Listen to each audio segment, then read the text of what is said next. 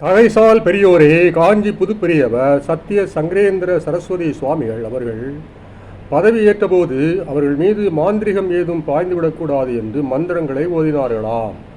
கிறிஸ்தவ கண்ணோட்டத்திலே அடியேனின் கருத்தை வெளியிடலாமா? காஞ்சி பெரியவரின் மோனக புன்னகையிலிருந்தே தெரிகிறது, இந்த 20 வயது பால சுவாமிகள் ஒரு மாசற்ற வெண்புறா. அப்படிப்பட்ட மாடப்புறாவை மாந்திரிகம் என்ற வல்லூரின் பிடியிலே ஒப்படைப்பாரோ கடவுள்? காண்க சங்கீதம் 74:19. தீங்கு உன் கூடாரத்தை நெருங்காது. சங்கீதம் 91:10. அது மட்டுமா, மாந்திரிகத்தை பைபிள் ஒருபோதும் நம்பியதே இல்லை. காண்க லேவியர் 19:26, இசையா 8:19, இணைச்சட்டம் 10:18, எசேக்கியேல் 13:20, கலாத்தியர் 5:19, 1 குறிப்பேடு 10:13 முதல் 14 வரை, திருவெளிப்பாடு 21:8. ஆகவே தொல்காப்பியரது வழி நின்று பால சுவாமிகளை வாழ்த்துகின்றோம்.